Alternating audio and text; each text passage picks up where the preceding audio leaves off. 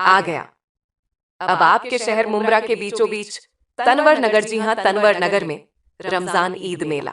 हर साल ईद का त्योहार हो या कोई भी पर्व हो, मुंब्रा में मनोरंजन के लिए जगह जगह प्रदर्शनी लगाई जाती है, यानी बच्चों के मनोरंजन के लिए मेला कहें। जी हाँ, इस साल भी आपके शहर में शहर के बीच तनवर नगर जूना पेट्रोल पंप ग्राउंड में भी एक ऐसा ही मेला लगाया गया है, जिसमें सबसे लाभकारी बात यह है कि कपल टिकट एक साथ एक ही दाम में मिलेगा, यानी एक टिकट के पैसों में आप दो लोग घूम सकते हो। एक बच्चे के टिकट के साथ एक बच्चे का टिकट फ्री रहेगा, चाहे वो किसी भी प्रकार के झूले हो।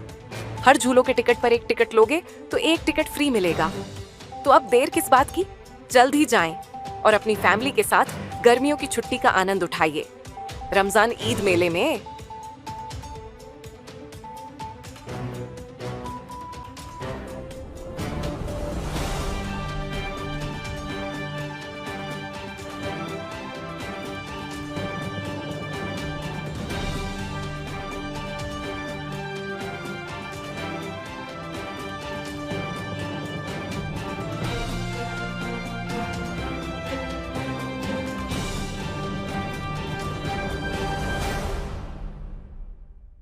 नमस्कार, महाराष्ट्र 7 टीवी में आपका स्वागत है। आप देख रहे हैं बड़ी खबर। मेरी 25 साल की सजा पूरी हो गई, अब रिहा करो।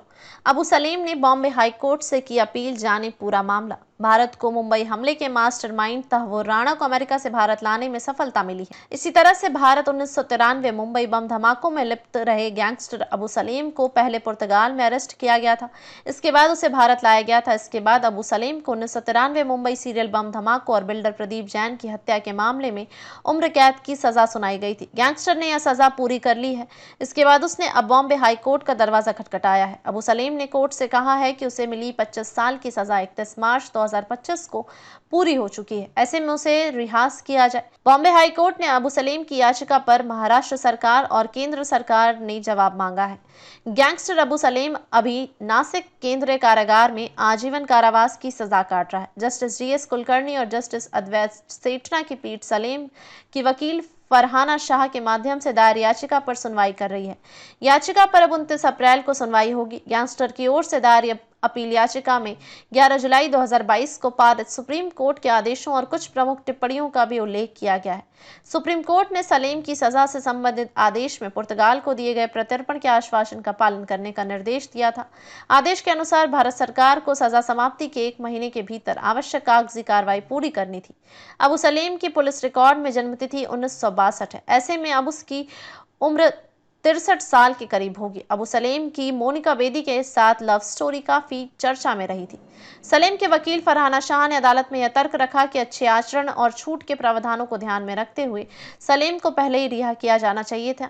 जस्टिस डीएस कुलकर्णी और अद्वैत सेठना की पीठ ने संबंधित अधिकारियों को यह स्पष्ट करने को कहा है कि सलीम की रिहाई की सटीक तिथि क्या होगी। अदालत ने सुप्रीम कोर्ट के दिशा निर्देशों के आलोक में सलीम के दावे पर विचार करने की आवश्यकता बताई।